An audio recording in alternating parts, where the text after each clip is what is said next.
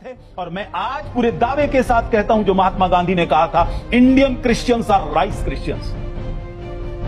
मुट्ठी भर चावल।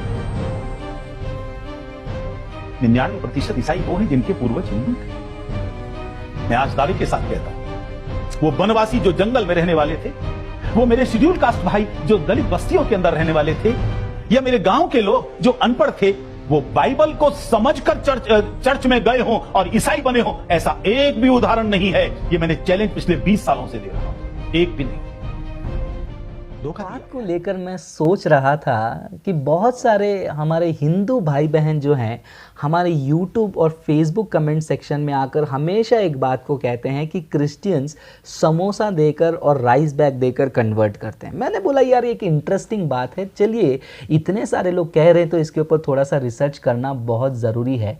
क्या वाकई में क्रिश्चियंस समोसे और क्या कहते हैं राइस बैग देके कन्वर्ट कर रहे हैं?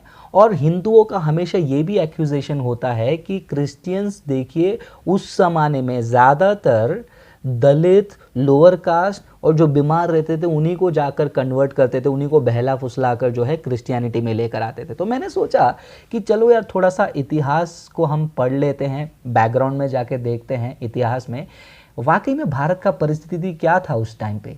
क्यों बहुत सारे दलित, क्यों बहुत सारे लोअर कास्ट के लोग, क्यों बहुत सारे बीमार लोग, लाचार लोग क्रिश्चियनिटी को अपना रहे थे? क्या समोसे के लिए, कपड़े के लिए, चावल के गोनी के लिए, राइस बैग के लिए? तो कुछ इंटरेस्टिंग बात जो है मेरे रिसर्च में मुझे पता चला कि 200-250 साल पहले की बात करते हैं, जब Christian missionary William Carey Bengal में आए थे।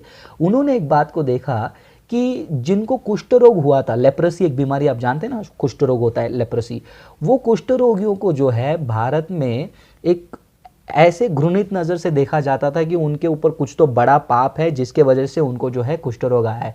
तो ये कुष्ठ रोगियों को क्या किया जाता था उस टाइम पे, उनको सोसाइटी से निकाल दिया जाता था, घर से निकाल कर सबसे अलग रखते थे और उनसे लोग ज़्यादा बात नहीं करते थे, उनकी कोई देखभाल नहीं करते थे और लास्ट में जो है उनको शुद्ध करने के लिए जो है उनको जलाया जाता था ताकि अगले जन्म में जो है वो शुद्ध होकर कुष्ठ रोग से बाहर आ जाए। तो उनको जिंदा जलाया जाता था। तो ये कुष्ठ रोगी जो है सब लोग रिजेक्टेड हैं। और साथ साथ में दलितों के बारे में तो आप जानते ही हैं, भारत में ये टॉपिक हॉट टॉपिक है। उस समय में तो बहुत ज़्यादा जुल्म हुआ करता था दलितों पे, लोग उनको थोड़ा भी एक्सेप्ट नहीं करते थे। आज भी देखिए ना, दलितों के हाथ से खाना नहीं खाना चाहिए, उनको पानी जो ग्लास में दिया वो ग्लास को फिर से नहीं छुएंगे। तो एकदम अछूत वाली बात हो गई। वो कम्युनिटी को अलग रखने लग गए, लोअर कास्ट वालों को अपर कास्ट वाले अलग करने लग गए। जब ये लोग जो है सोसाइटी से धिक्कारे हुए, लाचार और ठुकराए हुए सिचुएशन में थे, उस टाइम पे क्रिश्चियन मिशनरीज आए और उन्होंने देखा कि ये लोग सोसाइटी से अलग क्यों हैं, इनको क्यों अलग कर दिया। तब देखा विलियम कैरी ने कि भैया ये जो कुष्ठ रोगी है उसको लोग उसके बीमारी की वजह से सोसाइटी से भगा दिया।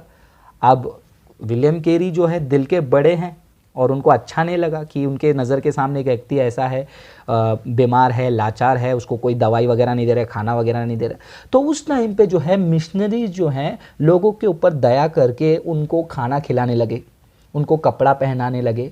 तो ये जो कुष्ठ रोगी आदमी है वो ये सोच रहा है ये कौन है यार, मेरे समाज के लोग तो मुझसे नफरत करते हैं, उन्होंने मेरे को घर से निकाल दिया, सोसाइटी से बाहर निकाल दिया, अभी थोड़े दिन में मुझे जलाने वाले।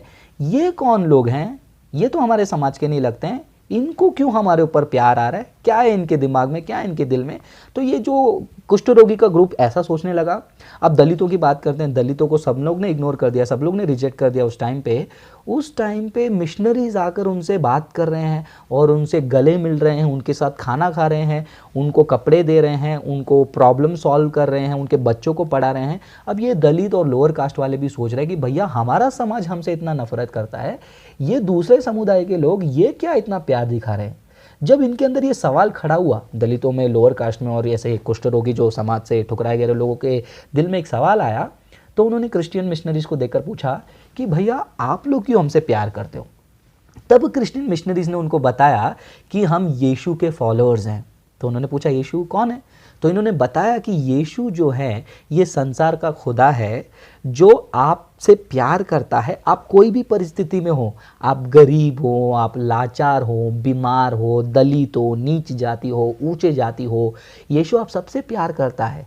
इन लोगों के अंदर एक आशा का किरण जग गया कि भैया हमसे भी प्यार करने वाला कोई है क्या। हमारे धर्म में तो हमको जला देते हैं, हमारे धर्म में तो हमको अलग कर देते हैं, कास्ट सिस्टम के नाम से लड़ाइयाँ होती है, लेकिन क्या ये यीशु नाम का भगवान हमको ये सारे चीज़ों से भी परे, ये सारे चीज़ों से भी बढ़कर प्यार करता है। क्रिश्चियन मिशनरीज ने कहा हाँ। तो जब इन्होंने क्रिश्चियन मिशनरी के लाइफ को देखा कि ये लोग इंग्लैंड में और दूसरे दूसरे जगह में आराम की ज़िंदगी जी रहे थे, लेकिन ये सब छोड़कर भारत में आकर ये लोगों की सेवा कर रहे हैं, तो इनके दिल को वो बात छू गई। इन्होंने बोला कि नहीं बाबा, अगर ये लोग इतना नम्र होकर, इतना दीन होकर, इतने गहराई से उतर कर लोगों की सेवा कर रहे हैं, तो इनको बनाने वाला खुदा और ये जो भगवान को मानते हैं, वो भगवान का शिक्षा में कुछ तो बात है जिसके वजह से ये लोग ऐसे हैं। जब ये लोगों ने इन मिशनरियों को पूछा कि कौन है तुम्हारा भगवान, क्यों तुम लोग ऐसे हो, क्रिश्चियन मिशनरीज ने बाइबल एक्सप्लेन करना शुरू किया।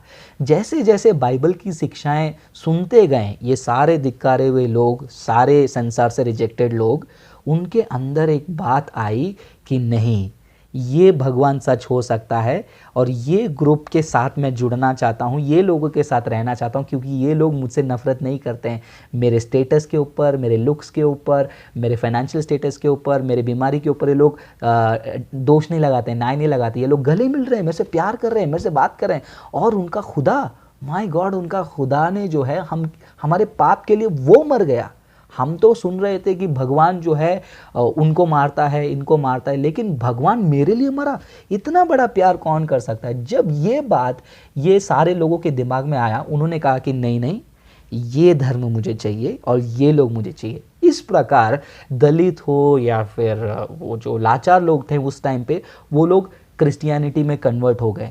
तो ये जो क्रिश्चियन मिशनरीज ने जो उनको हेल्प किया था, चावल वगैरह देकर, राइस वगैरह देकर या फिर समोसा वगैरह देकर, ये उनके गरीबी में उन्होंने मदद किया, जो कि आज भी क्रिश्चियन मिशनरीज जो हैं गरीबों को खाने पीने के लिए मदद करते हैं। अब जो मदद लेने वाला व्यक्ति सोच में आ जाता है कि ये लोग मदद कर रहे हैं तो कुछ तो बात है, और वो कुछ तो बात को जो एक्सप्लोर करता है ना, वो यीशु के प्यार को देख लेता है, और वो जो यीशु के प्यार को देखता है वो क्रिश्चियन बन जाता है। तो मेरे हिंदू भाई बहनों, अगर आप ये वीडियो को अब तक देख रहे हैं तो बहुत अच्छा किया आपने देखकर, क्योंकि आप भी जो है एक बार जानकर तो देखिए यीशु कौन है।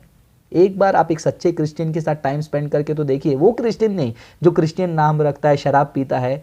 हम जैसे क्रिश्चियन के साथ थोड़ा टाइम स्पेंड करके देखिए, बाइबल को पढ़ के देखिए, आपको खुद पता चल जाएगा क्या समोसा और राइस बैग का जादू है या यीशु के प्यार का जादू है। क्या पैसा लोगों को यीशु के पास लेकर आया है या फिर यीशु का प्यार उनको क्रिश्चियनिटी में लाया है। सोचो, फिर बाद में कमेंट करना समोसा राइस बैग। हम समोसा और राइस बैग के लिए नहीं, यीशु के प्यार के लिए आए हैं, और वो प्यार के लिए जान भी दे देते हैं। कोई समोसे के लिए जान नहीं देगा। चलो कोई बात नहीं, आपने कह दिया और हमने सुन लिया और उसके ऊपर रिसर्च कर दिया और जवाब भी पेश कर दिया। वीडियो को शेयर कर दीजिए जितना हो सके उतना, सब्सक्राइब कर दीजिए, लाइक भी कर दीजिएगा ताकि बहुत सारे लोगों तक पहुँचे। Thank you. God bless you.